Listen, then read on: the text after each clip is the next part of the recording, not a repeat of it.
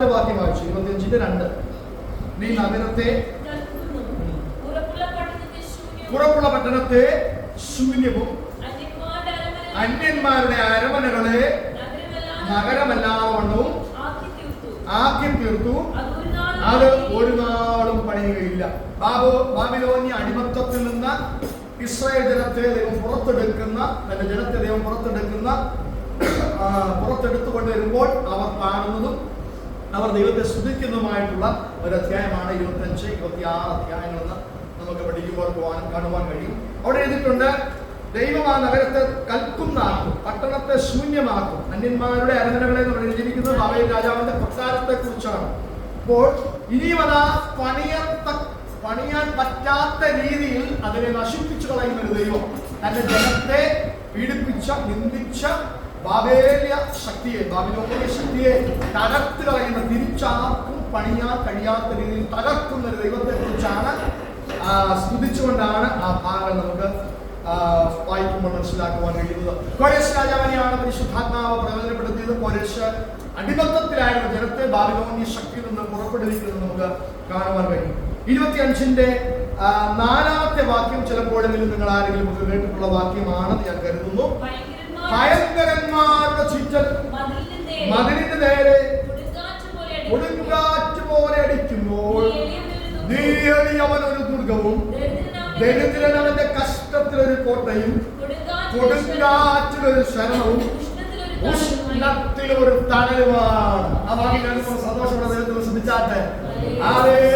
നമ്മുടെ മതിലിന് നേരെ, നമ്മുടെ ജീവിതത്തിന് നേരെ, നമ്മുടെ ബിസിനസ്സിന് നേരെ, ജോലിക്ക് നേരെ, ആത്മീക അനുഭവങ്ങൾക്ക് നേരെ ശത്രുവിന്റെ ചീറ്റൽ, ഭയാനകമായ ചീറ്റൽ ഉണ്ടാകുമ്പോൾ ദുർഗമായി വെളിപ്പെടുന്ന ഒരു ദൈവം.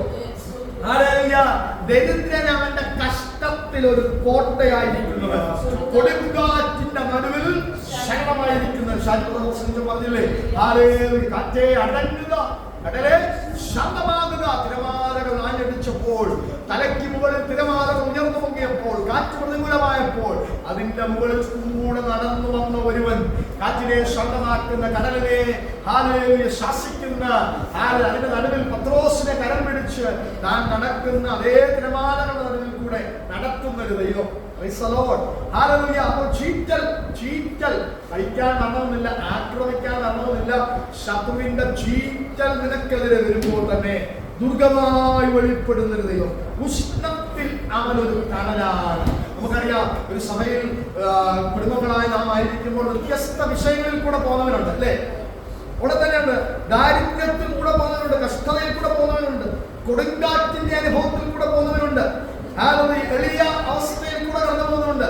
ദുർഗമായി വെളിപ്പെടുന്ന ദൈവം, കോട്ടയായി വെളിപ്പെടുന്ന ദൈവം, ശരണമായി വെളിപ്പെടുന്ന ദൈവം. ഇനിയും ഉഷ്ണത്തിന്റെ അവസ്ഥയാണോ, ജീവിതത്തിൽ മാനസികമായ ചില സംഘർഷങ്ങളാണോ, അവനൊരു തണലായി വെളിപ്പെടുന്ന ദൈവമാണ്. ഈ ബാബിലോന്യ അടിമത്തത്തിൽ നിന്ന് തന്റെ ജനത്തെ ദൈവം പുറപ്പെടുവിച്ചപ്പോൾ പരിശുദ്ധാത്മാവിൽ യെശയ്യാപ്രവാചകൻ എഴുതി വച്ചിരിക്കുകയാണ്, ഭയങ്കരന്മാരുടെ ചീറ്റലിന്റെ നടുവിൽ നിന്നാണ് ദൈവം ഈ ജനത്തെ പുറത്തെടുത്തിരിക്കുന്നത്. ദൈവജനത്തിന്റെ ബലമാണെന്നുള്ള ഭാഗങ്ങൾ പല വേദഭാഗങ്ങൾ കാണാൻ കഴിയും. എല്ലാം ഒന്ന് ധ്യാനിക്കാനുള്ള സമയമില്ല. സങ്കീർത്തനം 27-ന്റെ 1-ഉം 28-ന്റെ 8-ഉം പെട്ടെന്ന് വായിച്ച് ഓടിച്ച് വായിച്ചു. 27-ന്റെ 1, 28-ന്റെ 8. യഹോവയുടെ വെളിച്ചം എന്റെ രക്ഷയുമാകുന്നു, ഞാൻ ആരെ ഭയപ്പെടും? ജീവന്റെ ബലം, ഞാൻ ആരെ പേടിയും? കർത്താവ് നമ്മുടെ കൂടെ ഉണ്ടെങ്കിൽ നമുക്ക് ഭയപ്പെടാനായിട്ടൊന്നും. ഈ ലോകം മുഴുവൻ നമ്മുടെ കൂടെ ഉണ്ടെങ്കിലും കർത്താവ് കൂടെ ഇല്ലെങ്കിൽ കഴിഞ്ഞു നമ്മുടെ ജീവിതം. എന്നാൽ അവൻ നമ്മോട് കൂടെ ഉണ്ടെങ്കിൽ അവൻ നമ്മുടെ വെളിച്ചമാണ്, അവൻ നമ്മുടെ പ്രകാശമാണ്. നമുക്ക് ആരെയും ഭയപ്പെടുവാൻ. 28-ന്റെ 8 വായിച്ചാണ്. 28-ന്റെ 8.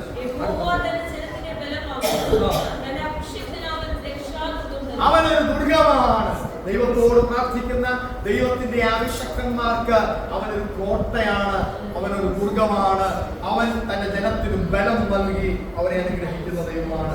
ആവർത്തനം 33-ന്റെ കുറേ വാക്യങ്ങളുണ്ടെങ്കിലും ഞാൻ എല്ലാം വായിക്കുവാൻ ആഗ്രഹിക്കുന്നില്ല. ആവർത്തനം 33-ന്റെ 27-ാമത്തെ വാക്യം കൂടെ വായിച്ചു. ആവർത്തനം 33-ന്റെ പുരാതനനായ ദൈവം നമ്മുടെ സങ്കേതമാകുന്നു. അവന് ആദിയിൽ ഉണ്ടായിരുന്നവനാണ്. അവൻ അന്ത്യനുമാകുന്നു. അവൻ ആൽഫയും ഒമേഗയുമാകുന്നു. അവൻ ഇന്നലത്തെയും ഇന്നിന്റെയും നാളെയുടെയും ദൈവമാകുന്നു. അവൻ പുരാതനനായ ദൈവമാകുന്നു. എന്തുകൊണ്ട്? ഇവിടെ ശാശ്വത ഭുജങ്ങളുണ്ട്. ആരും നമ്മെ സഹായിക്കാനില്ലെന്ന് ചിന്തിക്കരുത്. ആരും നമ്മെ പ്രൊട്ടക്ട് ചെയ്യാനില്ലെന്ന് ചിന്തിക്കരുത്. ആരുമില്ലാത്തടത്ത് കീഴേ ശാശ്വത ഭുജങ്ങളുണ്ട്.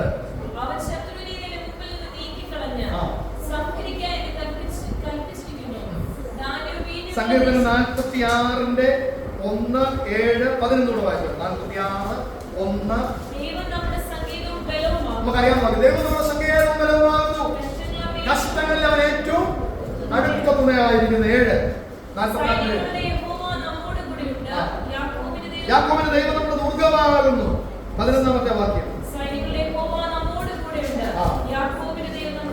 നമ്മുടെ ദുർഗം തന്നെ. 25-ന്റെ 6 നമ്മൾ ശ്രദ്ധയിലിരിക്കുക. യെശയ്യാ 25-ന്റെ 6 വാക്യം വായിച്ചു.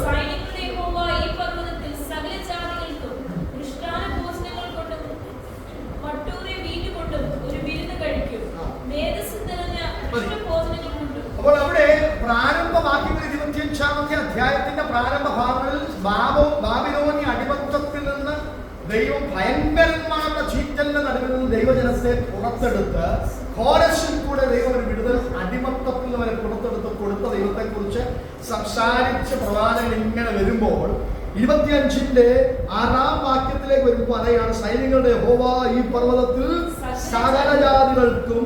അപ്പോൾ ഒരു പർട്ടിക്കുലർ ബാബിലോണിയ ജനത്തിന് മാത്രമല്ല, പ്രവാചകന്റെ പ്രവചന ശബ്ദം കുറച്ചുകൂടെ വാസ്റ്റായിട്ട് മാറി.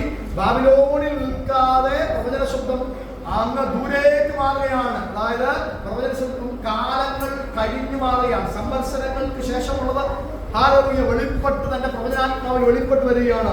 യഹോവ ഈ പർവ്വതത്തിൽ സകല ജാതികൾക്കും, ബാബിലോണിയർക്ക് മാത്രമല്ല സകല ജാതികൾക്കും മൃഷ്ട ഭോജനങ്ങൾ കൊണ്ടും മറ്റൂറിയ വീഞ്ഞുകൊണ്ടും ഒരു വിരുന്ന് കഴിക്കും. നമ്മുടെ കർത്താവിന്റെ ഭരണത്തെ കുറിച്ചുള്ള പ്രവചന ശബ്ദം ബാബിലോണിൽ നിന്ന് തന്റെ അടിമത്തത്തിൽ ജനത്തെ വിടുവിച്ചത് പ്രവചിച്ചു വന്നുകൊണ്ടിരിക്കുമ്പോൾ പ്രവാചകൻ പറയുകയാണ്, ഇനി സകല ജാതികൾക്കും ഒരു വിരുന്ന് ലഭിക്കുവാൻ പോകുന്നു, ഒരു സ്വാതന്ത്ര്യം ലഭിക്കുവാൻ പോകുന്നു. അത് മശീഹയുടെ ഭരണകാലത്താണ്. ദാനിയേൽ പ്രവാചകന്റെ പുസ്തകം 7-ാം അധ്യായത്തിന്റെ 13-14 വാക്യങ്ങൾ വായിച്ചാണ്. ദാനിയേൽ പ്രവാചകന്റെ പുസ്തകം 7-ാം അധ്യായത്തിന്റെ 13-14 ദാനിയേൽ കണ്ട പ്രവചനത്തിൽ ചില കാര്യങ്ങൾ എഴുതപ്പെട്ടിരിക്കുന്നു. മനുഷ്യപുത്രനോട് സദൃശനായ കർത്താവിനെ തന്നെയാണ് അവിടെ എഴുതിയിരിക്കുന്നത്. കേട്ടോ, കർത്താവിന് ഒരു മടങ്ങി വരവുണ്ട്. അത് ദാനിയേൽ പ്രവചിച്ച് പരിശുദ്ധാത്മാവിൽ പ്രവചിച്ചിരിക്കുകയാണ്. അതേ ഭാഗങ്ങൾ യെശയ്യാവ് പ്രവചിച്ചിരിക്കുന്നു. മശീഹൈക ഭരണം കടന്നു വരാൻ പോകുന്നു. ആകാശമേഖലയിൽ മനുഷ്യപുത്രനായ ഒരുവൻ കടന്നു വരുന്നു. എന്താണ് സംഭവിക്കുന്നത്?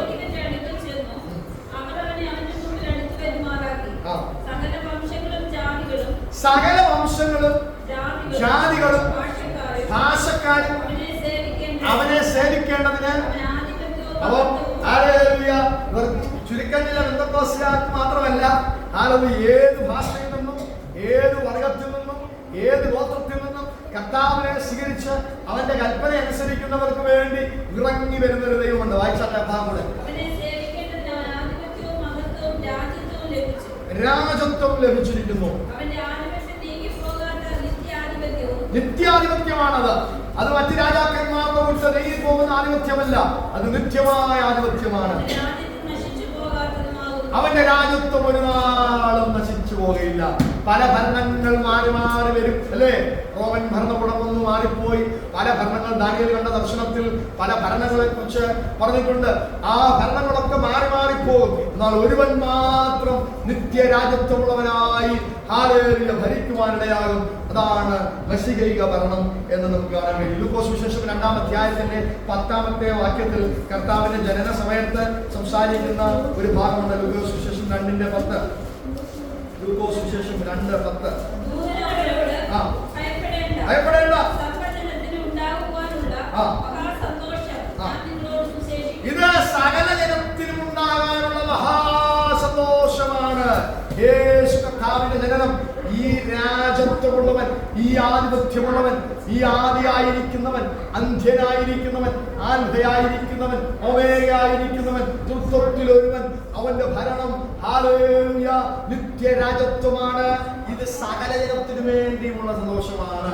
പർട്ടിക്കുലർ വിഭാഗത്തിന് വേണ്ടിയിട്ടുള്ളതല്ല, യഹൂദന്മാർക്ക് വേണ്ടി മാത്രമായിട്ടുള്ളതല്ല. കർത്താവ് തന്നെ സ്തേഫാനിക്കാരി സ്ത്രീയോട് വന്ന് പറഞ്ഞിട്ടുണ്ട്, ഇല്ല, ഞാൻ യഹൂദന്മാർക്ക് വേണ്ടി മാത്രമാണ് വന്നത്.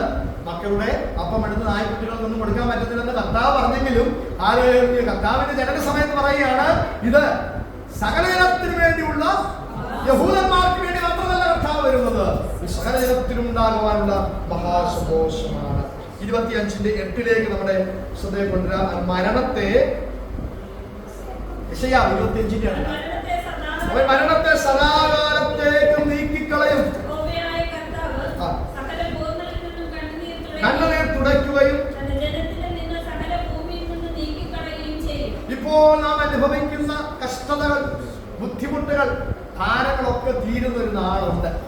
പക്ഷേ അതുവരെ ഒന്നും ഞങ്ങൾക്ക് വെയിറ്റ് ചെയ്യാൻ പറ്റത്തില്ല. ഇപ്പോൾ ഈ ഭൂമിയിൽ ജീവിക്കുമ്പോൾ ഈ പ്രതിസന്ധിയൊക്കെ ഒന്ന് മാറിയാൽ മതി. ഈ പ്രതിസന്ധിയൊക്കെ ഭൂമിയിൽ മാറ്റാനും അവൻ ശക്തനാണ്. എന്നാൽ എന്നേക്കുമായി നമ്മുടെ കണ്ണുനീർ തുടയ്ക്കപ്പെടുന്ന ഹല്ലേലൂയ ഒരു അനുഭവമുണ്ട്. നമ്മൾ ഈ ഭൂമിയിൽ ജീവിച്ച് അല്പകാലമായ 60-80 വരെയുള്ള വയസ്സിൽ ജീവിച്ച് ഈ ഭൂമിയിൽ അടിഞ്ഞു പോകുന്നവരല്ല. ഈ ഭൂമിയിലെ ജീവിതം താൽക്കാലികമായ ജീവിതമാണ്. നിത്യമായ ഒരു ജീവിതം നമുക്കുണ്ട്. അത് ഈ ഭൂമിക്ക് ശേഷമുള്ള, നമ്മുടെ മരണത്തിന് ശേഷമുള്ള ജീവിതമാണ്. അവിടെയാണ് നമ്മുടെ കണ്ണുനീർ തുടയ്ക്കപ്പെടേണ്ടത്. അതാണ് നിത്യമായ ലൈഫ്. അത് അവസാനിക്കുന്നില്ല.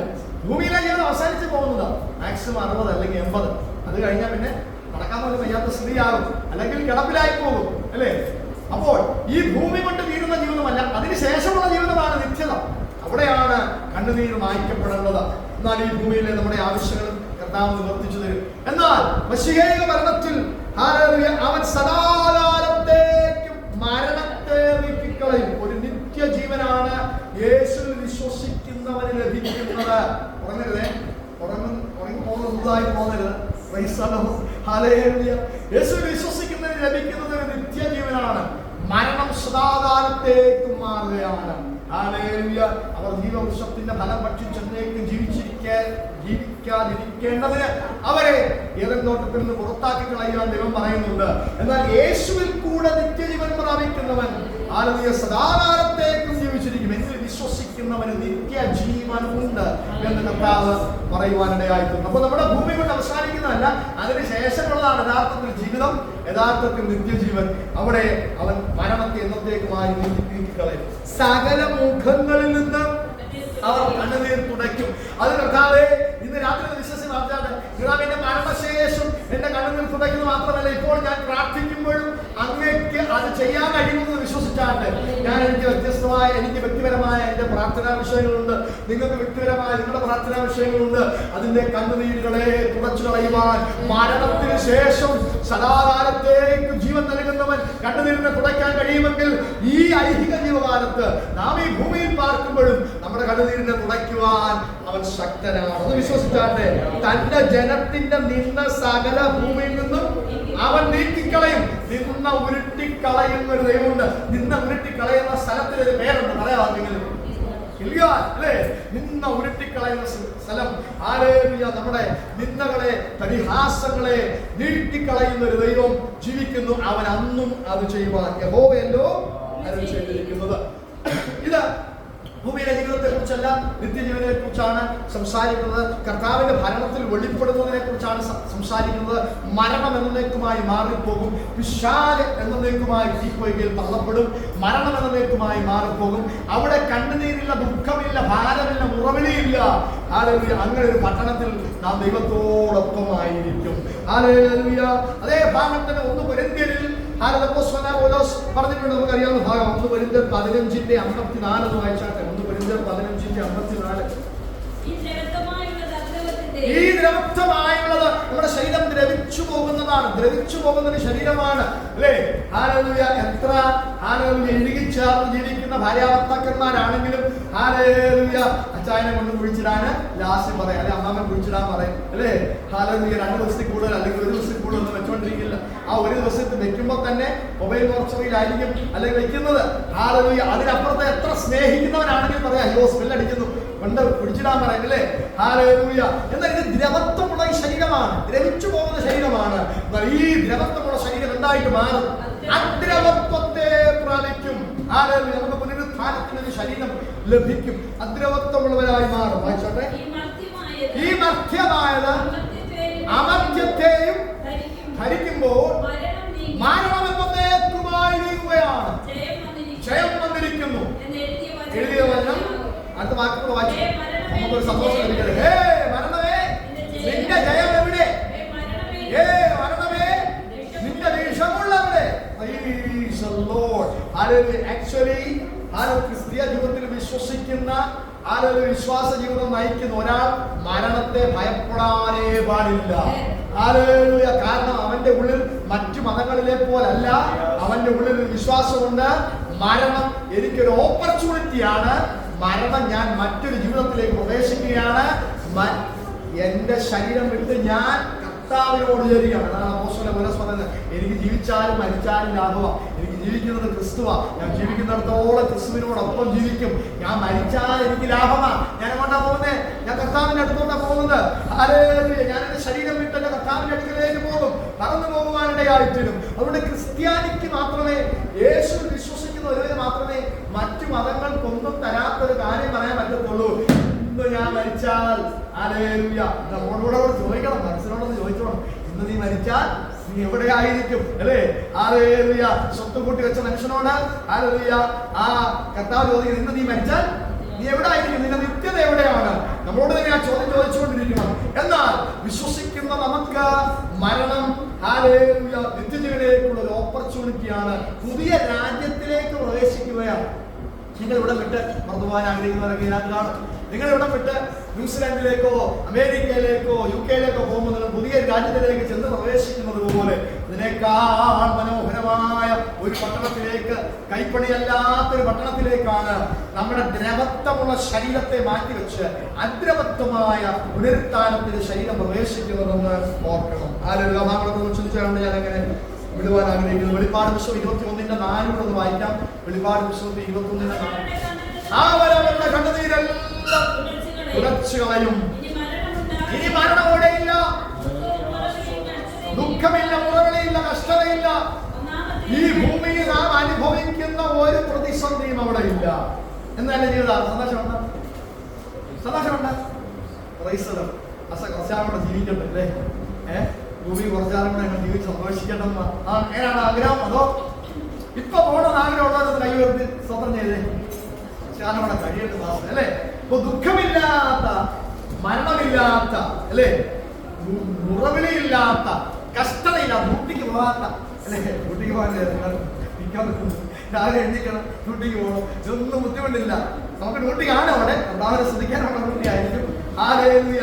ദുഃഖമില്ലാത്ത, മുറവിളിയില്ലാത്ത ഒരു ദേശം നമുക്ക് വേണ്ടി ഒരുക്കപ്പെട്ടിരിക്കുന്നു. അതാണ് യെശയ്യാ പ്രവാചകൻ ദാനിയേൽ കണ്ട അതേ ദർശനങ്ങൾ പ്രവചിച്ചു പറയുന്നു.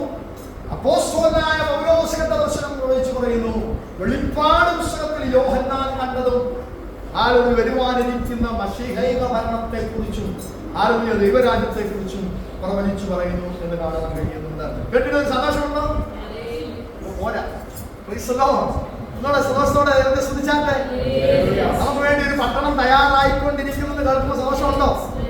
എന്റെ പിതാവിന്റെ ഭവനത്തിൽ അനേക വാസസ്ഥലങ്ങളുണ്ട്, ഓൾറെഡി ഉണ്ടെന്നാണ് എന്താ പറഞ്ഞത്. ഇല്ലെങ്കിൽ ഞാൻ നിങ്ങളോട് പറയാം. ഉണ്ട് ഓൾറെഡി. ഇല്ലെങ്കിൽ ഞാൻ നിങ്ങളോട് പറയുമായിരുന്നു, ഞാൻ നിങ്ങൾക്ക് വേണ്ടി സ്ഥലമൊരുക്കുവാൻ പോകുന്നു. അപ്പൊ ഓൾറെഡി പിതാവിന്റെ അടുത്ത വാസസ്ഥലങ്ങളുണ്ട്. നമുക്കുള്ള പാർപ്പിടങ്ങൾ റെഡി ആയിക്കൊണ്ടിരിക്കുകയാണ്. ഈ ലോകത്ത് പാർപ്പിടം റെഡി ആയില്ലെങ്കിൽ, 2 നില വീടില്ലെങ്കിലും ഭാരപ്പെട്ടു പോകരുത്. നമുക്ക് വാസസ്ഥലങ്ങളുണ്ട്. ഹല്ലേലൂയ. 25-ന്റെ 10-ാമത്തെ വാക്യത്തിലേക്ക് വരാം. 25-10-ാമത്തെ വാക്യത്തിൽ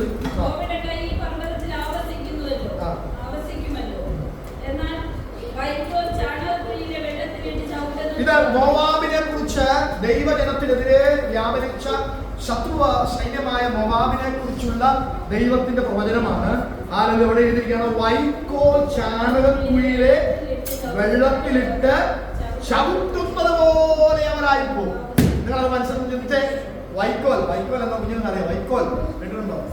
അങ്ങനൊന്ന് ക്ലാസ്സിലെ വൈക്കോൽ ചാണകക്കുഴിയിലെ വെള്ളത്തിലിട്ട് ചവിട്ടുന്നത് പോലെ ശത്രു സൈന്യത്തെ, മോവാബിനെ ദൈവം ചവിട്ടിക്കളയുമെന്ന് വിശ്വസിക്കാമോ?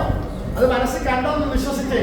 എന്റെ ജീവിതത്തിന്റെ പ്രതിസന്ധികളെ, എന്റെ ജീവിതത്തിന്റെ പ്രശ്നങ്ങളെ ചാണകക്കുഴിയിലെ വെള്ളത്തിലിട്ട് ചവിട്ടുന്നത് പോലെ ചവിട്ടിക്കളയുന്ന ദൈവമുണ്ട്. വിശ്വസിക്കുന്നവർക്ക് വേണ്ടി രാത്രിയാണ് ഞാൻ വരട്ടെ.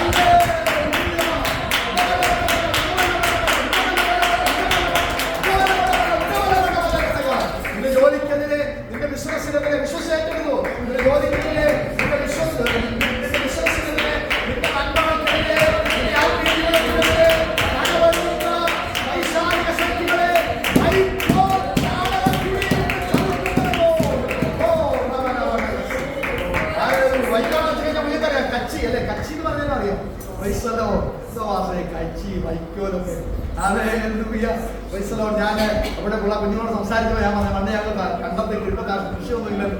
പണ്ട് കണ്ടത്തിലൊക്കെ കൃഷി നടക്കുന്ന സമയത്ത് ഞാൻ ഈ 5ലും 10ലും ഒക്കെ പഠിക്കുന്ന സമയത്ത് വലിയ വൈക്കോലിന്റെ വലിയ കറ്റയൊക്കെ ചുമന്നുകൊണ്ട് വീട്ടിൽ വന്നുകൊണ്ടിരാറുണ്ട്. ഞങ്ങൾക്ക് വലിയ പാടങ്ങളുണ്ടായിരുന്നു. അപ്പൊ അവിടെ കൃഷി നടത്തുക. ഇപ്പൊ കൃഷിയൊന്നും ഇല്ല, എല്ലാം തരിശുഭൂമിയായിട്ട് കിടക്കുക. അപ്പൊ ഞാൻ കുഞ്ഞുങ്ങളോട് പറഞ്ഞപ്പോൾ ഇവര് അതിശയം അവർ കേൾക്കുമ്പോൾ അതൊരു സന്തോഷം അവർ കേട്ടിട്ട് ആരും ഞങ്ങൾ ആ കണ്ടത്തിലൊക്കെ പോയി മാടം ഉണ്ടാക്കി നൈറ്റ് മുഴുവൻ സ്റ്റേ ചെയ്യുമെന്നൊക്കെ പറഞ്ഞപ്പോഴത്തേക്ക് ഇതാ കെട്ടുക. ഞങ്ങൾ വെറുതെ കമ്പൊക്കെ അടിച്ചിട്ട് വലിയ മാടങ്ങൾ ഉണ്ടാക്കും. മാടം ഉണ്ടാക്കിയിട്ട് ഫുൾ നൈറ്റ് അതിന് പരവതാനിയൊക്കെ വിരിച്ച് പുതച്ച് കിടന്ന് നെല്ല് സംരക്ഷണത്തിന് അവിടെ നെല്ല് കൂട്ടിയിട്ടുണ്ട്. അത് അല്ലെങ്കിൽ ഞങ്ങളുടെ വീടിന്റെ പെരപ്പുറത്ത് കൊണ്ടിട്ട് നെല്ലിടും, അവിടെ കിടക്കും. അങ്ങനെ ഒരുപാട് കാര്യങ്ങൾ ചെയ്തിട്ടുണ്ട്. അപ്പൊ ഈ അന്നത്തെ ആൾക്കാർക്ക്, ആ തലമുറക്കെ അറിയത്തുള്ളൂ കച്ചി എന്താ, വൈക്കോൽ എന്താ, കൃഷി എന്താണെന്നും നമ്മുടെ കുഞ്ഞുങ്ങൾക്ക് പറഞ്ഞ് മനസ്സിലാക്കി ഫോട്ടോ ഒക്കെ കാണിച്ചു കൊടുത്തേ അറിയത്തുള്ളൂ. അല്ലേ, കാളകളെ മെതിക്കുന്ന ഉഴുതുന്നൊക്കെ പറഞ്ഞു കഴിഞ്ഞാൽ അവർക്ക് അറിയത്തില്ല. കലപ്പ കേട്ടിട്ടുണ്ടോ? കലപ്പ എന്താ പറഞ്ഞത്? കലപ്പ കേട്ടിട്ടില്ലല്ലേ? അപ്പോ ഇതൊക്കെ അറിയാതാണ്. അവരുടെ തെറ്റല്ല, അവരുടെ ജനറേഷൻ മാറി. കൃഷി എപ്പോഴും അവിടെ ഉള്ളത്. അപ്പോൾ വൈക്കോൽ ചതയ്ക്കുന്നത് പോലെ, ചാണകക്കുഴിയിട്ട് ചതയ്ക്കുന്നത് പോലെ ശത്രുവിനെ മെതിക്കുന്ന ഒരു ദൈവമുണ്ട്. ഇന്ന് രാത്രി നിന്റെ വിഷയം എത്ര വലുതാണെങ്കിലും അതിനെ ചവിട്ടിക്കളയുന്ന ഒരു ദൈവം ജീവിക്കുന്നുണ്ടെന്ന് രാത്രി വിശ്വസിക്കാമോ? ഹല്ലേലൂയ. അഭിഷേകത്തിന്റെ ശക്തിയാൽ നിറഞ്ഞവനായി കുതിരപ്പുറത്ത് വരുന്ന യേഹൂവിനെ കുറിച്ച് നമ്മളപ്പോൾ ചിന്തിച്ചിട്ടുണ്ട് അല്ലെ? യേഹൂവിന്റെ വരവ്, അവൻ കുതിരപ്പുറത്ത് പരിശുദ്ധാത്മാഭിഷേകത്താൽ ശക്തിയാൽ കടന്നു വരുന്നപ്പോൾ ഹല്ലേലൂയ എതിർ രാജാക്കന്മാർ നിന്നുകൊണ്ട് പറയാ, അവന്റെ വരവ് കണ്ടിട്ട് അത്ര ശരിയല്ല. ഹല്ലേലൂയ, അവൻ എന്തിനാ വരുന്നത്? സമാധാനത്തിനാണെന്ന് എനിക്ക് തോന്നുന്നില്ല. അവന്റെ വരവ് ശരിയല്ല. ഒരു ഭ്രാന്തനെ പോലാണ് അവൻ കുതിര ഓടിച്ചുകൊണ്ട് വരുന്നത്. ആത്മപൂർണ്ണൻ ഭ്രാന്തൻ എഴുതിയിരിക്കുന്നു. അതുകൊണ്ട് അവന്റെ വരവ് ശരിയല്ല. അവനോട് പോയി സമാധാനമാണോ എന്ന് ചോദിക്കുക. ഹല്ലേലൂയ. ചിലരെ അവർക്ക് മുമ്പിലായിട്ട് അയക്കുന്നു, ദൂതന്മാരെ അയക്കുന്നു. എന്താ സംഭവിക്കുന്നത്? ഓരോ ദൂതന്മാർ വന്നിട്ട് യേഹൂവിനോട് ചോദിക്കുക, യേഹൂവേ സമാധാനമാണോ? നിന്റെ വരവെങ്ങനെയാണ്? നിന്റെ വരവണ്ടിട്ട് ഞങ്ങൾ ഭയപ്പെടുകയാണ്. കുതിര ഓടിച്ചുകൊണ്ട് ഭ്രാന്തനെ പോലെ വരികയാണ്, യുദ്ധത്തിനായി വരികയാണ്. ഭയപ്പെട്ടു, നീ സമാധാനത്തിനാണ് വരുന്നത്. ഹല്ലേലൂയ. അവൻ പറയുന്നൊരു പദമുണ്ട്, സമാധാനം കൊണ്ട് നിനക്കെന്ത് കാര്യം? നീ എന്റെ പുറകെ നിൽക്ക്. അടുത്തവരും വന്ന അതേ ചോദ്യം, സമാധാനം കൊണ്ട് നിനക്കെന്ത് കാര്യം? നീ എന്റെ പുറകെ നിൽക്ക്. അഭിഷേകത്തിന്റെ മുമ്പിൽ ഒരു കോംപ്രമൈസിന് തയ്യാറാകാത്ത, ദൈവശക്തിയുടെ മുമ്പിൽ ഒരു കോംപ്രമൈസിന് തയ്യാറാകാത്ത, പരിശുദ്ധാത്മാവിന്റെ മുമ്പിൽ ഒരു കോംപ്രമൈസിന് തയ്യാറാകാത്ത ഒരു അഭിഷക്തൻ. Hallelujah, hallelujah. സമാധാനം ഉണ്ടാക്കാൻ ശ്രമിച്ചവരൊക്കെ പരാജയപ്പെട്ടു പോയപ്പോൾ യേഹൂ കടന്നു വരുന്നത് ഇസ്രായേലിന്റെ അടുത്തേക്ക്.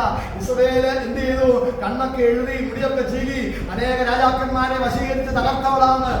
ഇവൻ എന്റെ മുമ്പിൽ ഒന്നുമില്ലെന്ന് കരുതിയിട്ട് കണ്ണൊക്കെ എഴുതിയിട്ട് മുടിയൊക്കെ ചീകി പട്ടിപ്പാവിൽ നിന്നിട്ട് യേഹൂവിനോട് സംസാരിക്കാൻ കഴിഞ്ഞപ്പോൾ യേഹൂ പറയാണ്, ഹല്ലേലൂയ, അവിടെ പക്കൽ ആരാ ഉള്ളത്? അവളുടെ ദൂതന്മാരെ കൊണ്ട് തന്നെ അവളെ മട്ടുപ്പാവിൽ നിന്ന് താഴെ ഇടിപ്പിച്ചവൻ. അത് കഴിഞ്ഞൊരു പദം എഴുതിയിട്ടുണ്ട്. അതിന് വളരെ ഇഷ്ടമുള്ള പദമാണ്. യേഹൂ അവളെ ചവിട്ടിക്കളഞ്ഞു എന്നൊരു പദം എഴുതിയിരിക്കുകയാണ്. നിനക്ക് വിരോധമായി മട്ടുപ്പാവിൽ നിന്ന് ചലിച്ച് നിന്നെ തകർത്ത് കളയുമെന്ന് വെല്ലുവിളിച്ച ശക്തിയെ നിന്റെ കാലിന്റെ കീഴിൽ ചവിട്ടി കളിക്കുക. വൈക്കോൽ പോലെ ചവിട്ടി കളയുക. ചാണകക്കുഴിയിലെ വൈക്കോൽ പോലെ ചവിട്ടി കളയുക. ശക്തി പകരുന്ന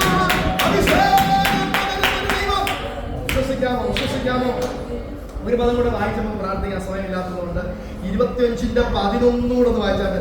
25:11. നീന്തുവാൻ കൈ നീട്ടുന്നത് പോലെ നീന്താൻ അറിയാവുന്നവർക്ക് കരകയർത്തി. നീന്താൻ സ്വിമ്മിങ് അറിയാവുന്നവർക്ക് കരകയർത്തി. ഇതൊക്കെ ബ്രദർ സഹോദരൻ ഷിൻസ് അറിയാം അല്ലേ? ഷിൻസ് സഹോദരൻ എനിക്ക് മാത്രം അറിയത്തില്ല. സ്വന്തം പഠിക്കാൻ അറിയാൻ ശ്രമിച്ചിട്ടുണ്ട്, ഇടയ്ക്ക് വെച്ച് വിട്ടുപോയി. അപ്പോൾ നീന്തുന്നവർക്ക് അറിയാം അല്ലേ? നീന്തുന്നവരെയാണ് നീന്തുവാൻ കൈ നീട്ടുന്നത് പോലെ അവൻ അതിന്റെ നടുവിൽ കൈ നീട്ടും. അതിന്റെ രണ്ട് ഭാഷകളുണ്ട്. വേദപണ്ഡിതന്മാർ രണ്ട് രീതിയിലാണ് ഇതിന് വ്യാഖ്യാനിക്കുന്നത്. ഒന്ന്, കർത്താവ് ശത്രുക്കൾക്കെതിരെ നീന്തുന്നവൻ കൈ നീട്ടുന്നത് പോലെ നീന്തുമെന്നൊരു പദം അവർ ചിന്തിക്കുന്നുണ്ട്. എന്നാൽ മറ്റൊരു രീതിയിൽ ആ പദത്തെ വ്യാഖ്യാനിക്കുന്നുണ്ട്.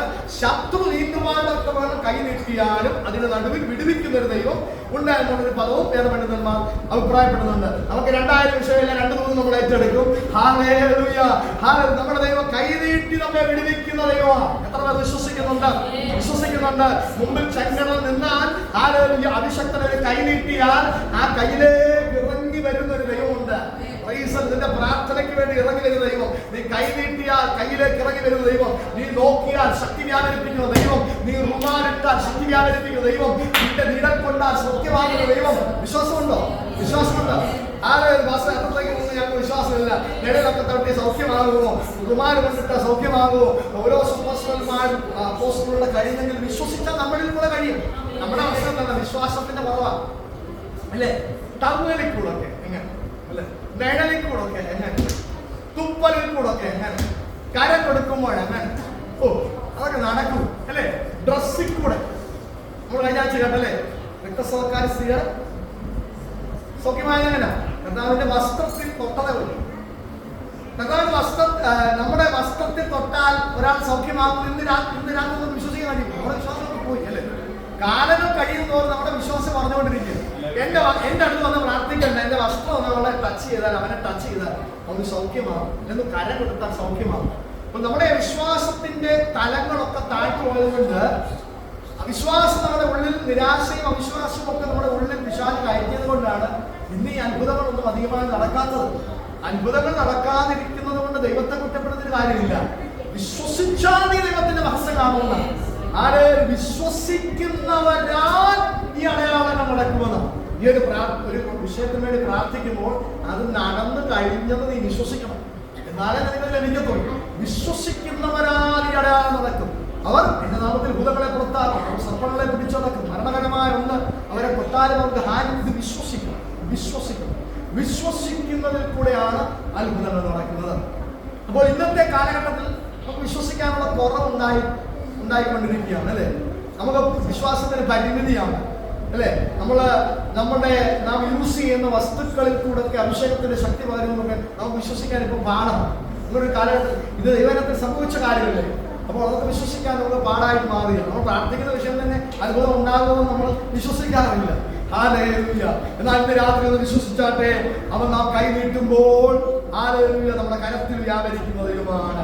നാം ആത്മാർത്ഥതയോടെ പ്രാർത്ഥിച്ച് കൽപ്പിക്കുമ്പോൾ സൂര്യനെയും ചന്ദ്രനെയും അന്തരീക്ഷത്തിൽ നിർത്തുവാൻ കഴിയുന്നവൻ അതിന്റെ ഭ്രമണ പദങ്ങളെ കുറച്ചു സമയത്തേക്ക് അഭിഷക്തന് വേണ്ടി പിടിച്ചു നിർത്തിയ ഒരു ദൈവം. ആലോചിച്ച് നോക്കിയാൽ നമ്മൾ പറയുമ്പോൾ എളുപ്പത്തിൽ നമ്മൾ പറയല്ലോ, അയാളും തടവ് ചെറിയ കാര്യമാണെന്നത്. ഭ്രമണപഥത്തിൽ കൂടെ സഞ്ചരിച്ചു കൊണ്ടിരുന്ന സൂര്യന്റെ ആ ചലനത്തെ അവൻ നിശ്ചലമാക്കി ചന്ദ്രനെ താഴ്വരയിലേക്ക് മാറ്റി നിർത്തി. ഓ, വിശ്വസിക്കാമോ? ചന്ദ്രൻ ചലിച്ചുകൊണ്ടിരുന്ന ചന്ദ്രനെ ഒരു താഴ്വരയിലേക്ക് നിർത്തി സൂര്യനെ നിശ്ചലമാക്കി. ദൈവമല്ല അവിടെ സംസാരിച്ചത്, യോശുവയാണ് സംസാരിച്ചത്. ദൈവം ചെയ്തു, യോശുവ സംസാരിച്ചു. ഇന്ന് രാത്രി സംസാരിക്കാൻ നീ വേണം, ചെയ്യാൻ ദൈവം വേണം. നീ സംസാരിക്കാനുള്ള കാലം ദൈവം ചെയ്യത്തില്ല. നീ സംസാരിച്ചോ.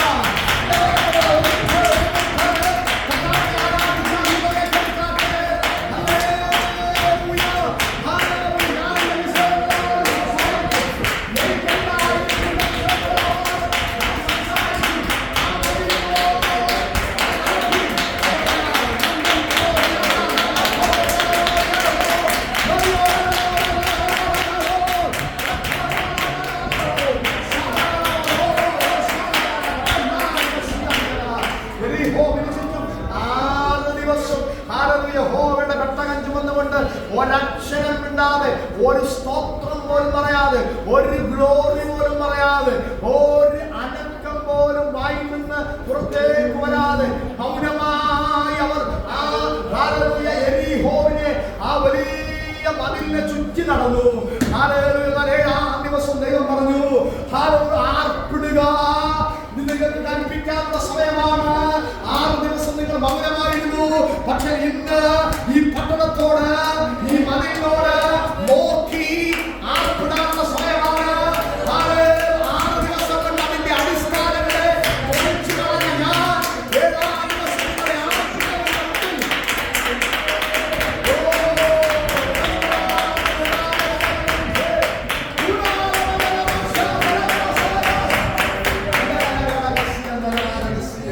ഒരു വേദപണ്ഡിതൻ പറയുന്നത് എങ്ങനെയാണ്? 6 ദിവസം നടന്നപ്പോൾ ചുറ്റുപാടുകൾ പറഞ്ഞു ഇവർക്ക് വട്ടുപിടിച്ചു. ആ യഹോവയുടെ വട്ടകൊണ്ട് നടക്കുന്നു. Hallelujah, praise the Lord. അവന്റെ അകത്തുള്ളവർ തന്നെ ചിലർ നിരാശപ്പെട്ട് കാണും. വെറുതെ എന്തിനാണ് ഇങ്ങനെ നടക്കുന്നത്? എന്നാൽ അവർ കാണാത്ത ചില മണ്ഡലങ്ങളിൽ യെരിഹോവിന്റെ അടിസ്ഥാനങ്ങളെ ദൈവം ഇളക്കിക്കൊണ്ടിരിക്കുകയായിരുന്നു. ആ 6 ദിവസങ്ങൾ എത്ര ആഴത്തിലേക്ക് പോയ അടിസ്ഥാനങ്ങളാണെങ്കിലും അത് ഇളക്കുന്ന ഒരു കരം ദൈവജനത്തിനുവേണ്ടി വ്യാപരിച്ചുകൊണ്ടിരിക്കുകയായിരുന്നു. അതുകൊണ്ടാണ് 7-ാം നാളിൽ അവർ ആർപ്പിട്ടപ്പോൾ മതിൽ ശത്രുവിന് എതിരായി വീണു. അവർക്കെതിരായി പോലും ഒരു കല്ല് അവരുടെ ദേഹത്ത് വീണില്ല. വിശ്വസിക്കാമോ? ഒരൊറ്റ കല്ല് പ്രാർത്ഥിച്ചവന്റെയും ആർപ്പിട്ടവന്റെയും ദേഹത്ത് വീണില്ല.